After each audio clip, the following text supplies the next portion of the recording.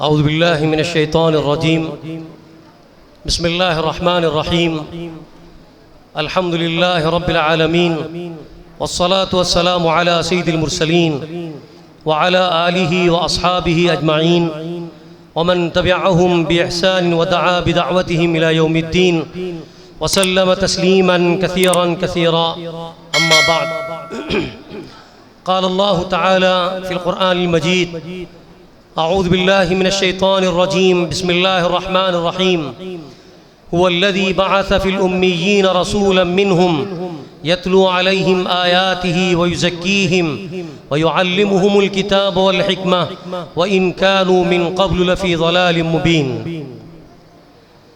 सदक़ल्लाहुल अज़ीम।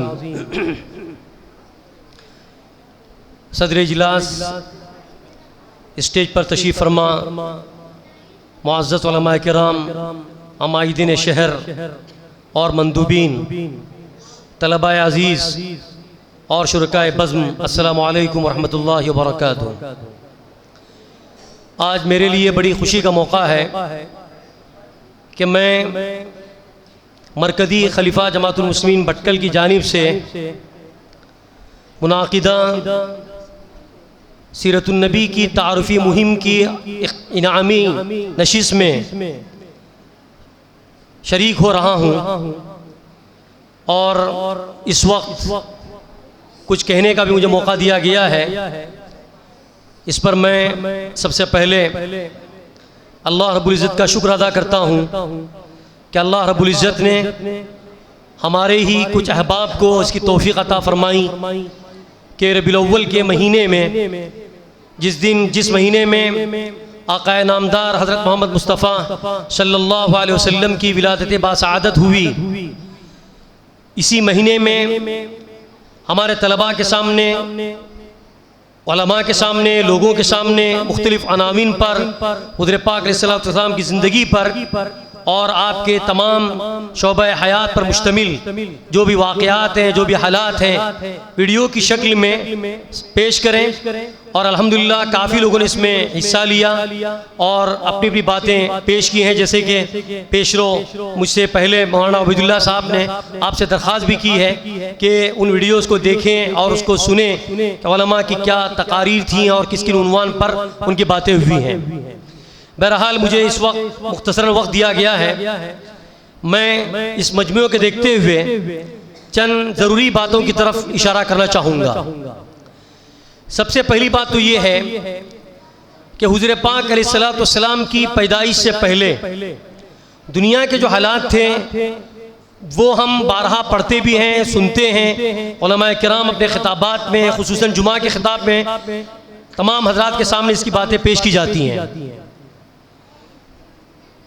नबियों का जो सिलसिला शुरू हुआ था दुनिया के अंदर, हुज़ूर पाक अलैहिस्सलातु वस्सलाम से पहले हज़रत ईसा अलैहिस्सलातु वस्सलाम पर नबियों का सिलसिला ख़त्म हुआ था।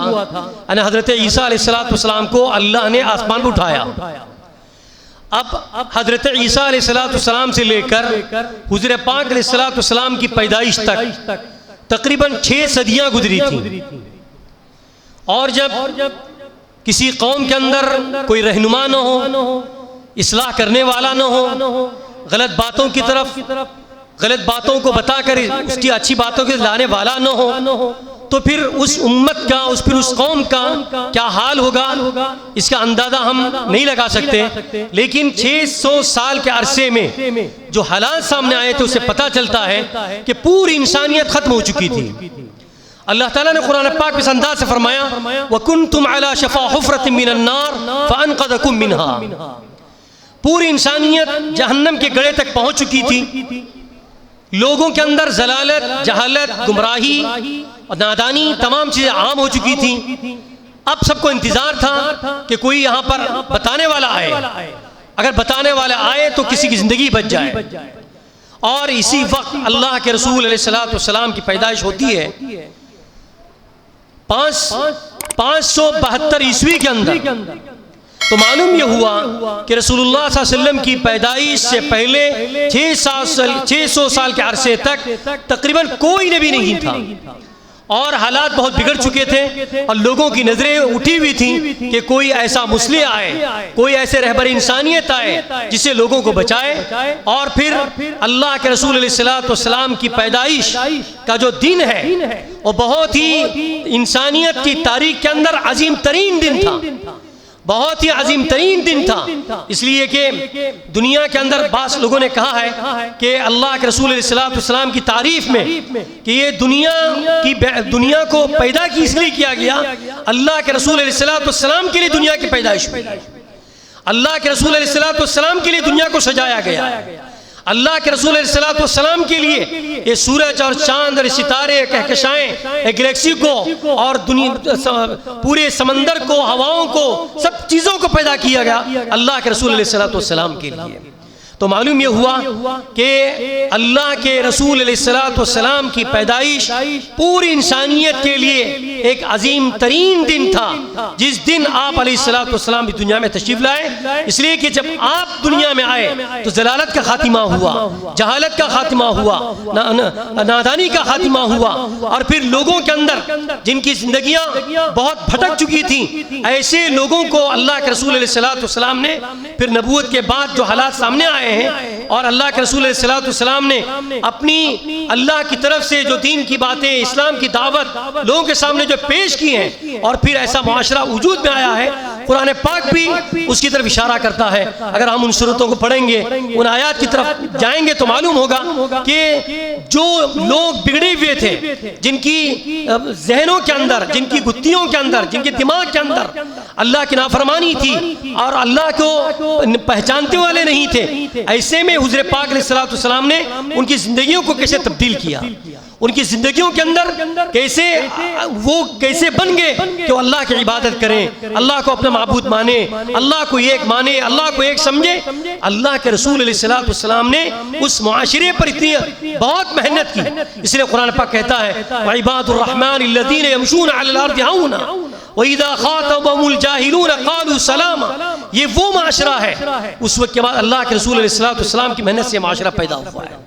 तो मेरे बुजुर्गों और भाइयों, रसूलुल्लाह सल्लल्लाहु अलैहि वसल्लम की सीरत आपकी पैदाइश से लेकर आपकी वफात तक, और इन पूरे अरसे में, 23 साल के अरसे में अल्लाह के रसूल अलैहिस्सलातु वस्सलाम ने लोगों के साथ क्या किया, अपनी जलवत की ज़िंदगी कैसे थी, खलवत की ज़िंदगी कैसे थी, बच्चों के साथ आपका क्या मामला था, बड़ों के साथ आपका क्या मामला था, कोई चीज़ किसी को आप बताते थे तो किस अंदाज से बताते थे, आपकी नमाज का क्या हाल था, आपके इबादत का क्या हाल था, सहाबा कराम को अच्छे अमाल पर लाने के लिए आपने किस तरह से मेहनतें की। पूरी चीज़ों को हम जो पढ़ते हैं इसी को सीरत कहते हैं।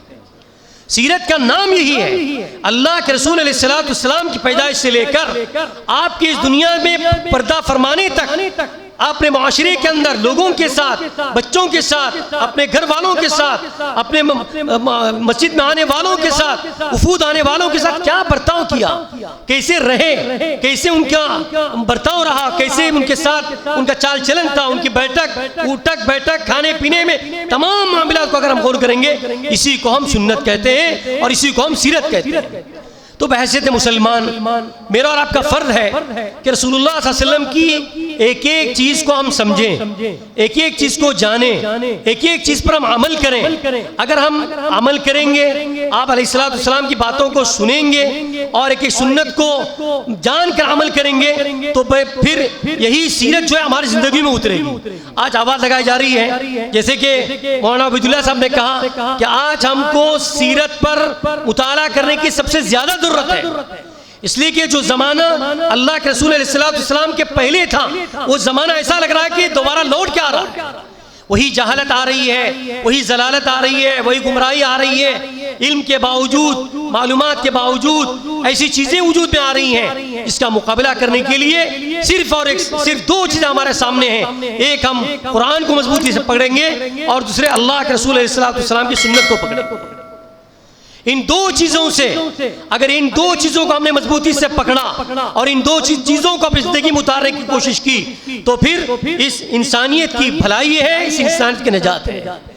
अगर हमने इन चीज़ों को छोड़ दिया तो फिर हम समझ लीजिए उसके लिए निजात का कोई जरिया नहीं है, बचने का कोई जरिया नहीं है, उसके लिए हलाकत ही हलाकत है।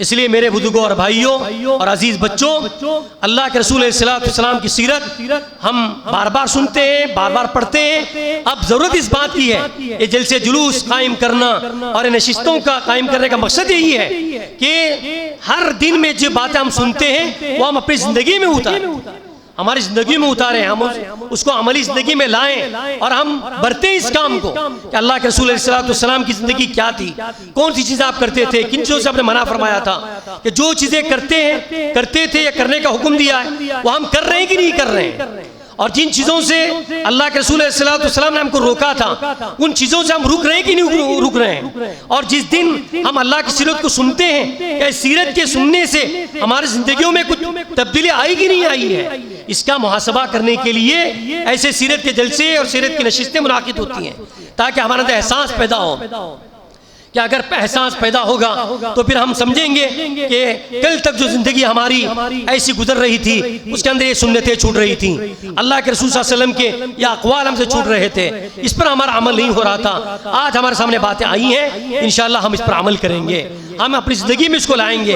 अगर ये चीज़ें हमारी ज़िंदगी में आती हैं तो फिर इंशाअल्लाह सीरत के जलसे हों, सीरत की नशिस्तें हों, सीरत ऑडियो और वीडियो की शक्ल में दे दी जाएँ तो सबका फ़ायदा होगा इंशाअल्लाह।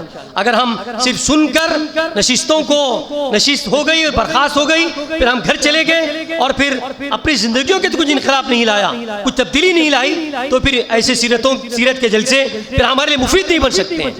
इसलिए आज के इस इजलास में आपसे यही कहूँगा, अल्लाह के रसूल सल्लल्लाहु अलैहि वसल्लम की सीरत का बगौर मुताला किया जाए, उसको पढ़ा जाए, अपनी ज़िंदगी में उसको उतारने की कोशिश की जाए।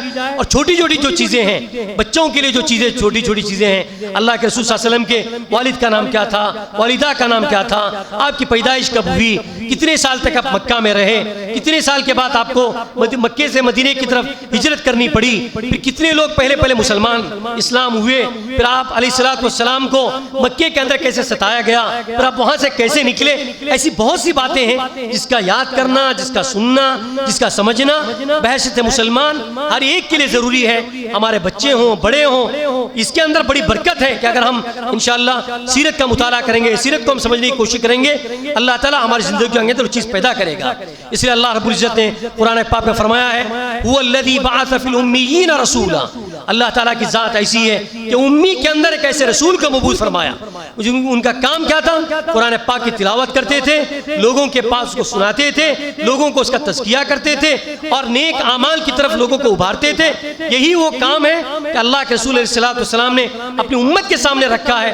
अब मालूम है हमको कि अल्लाह के रसूल सल्लल्लाहु अलैहि वसल्लम की विसाल के बाद क़यामत तक कोई नबी आने वाला नहीं है। अब जिम्मेदारी कहने वालों के, बतलाने वालों के और मुसलमानों की है कि इस पर खुद अमल करें, दूसरों को इस पर बताएं और अमल करने के लिए लोगों को तरगीब दें। मैं मेरी बात को मुख्तसर करते हुए यही अर्ज करूंगा कि ऐसे जलसों में शरीक होने से दिलों के अंदर जिला पैदा होती है, दिलों के अंदर एक शौक़ पैदा होता है, नबी की मोहब्बत पैदा होती है। और इसीलिए मैं मुबारकबाद देता हूँ कि जिन हजरात ने भी ये तारीफ़ी मुहिम की शुरुआत की थी उनको भी मुबारक हो।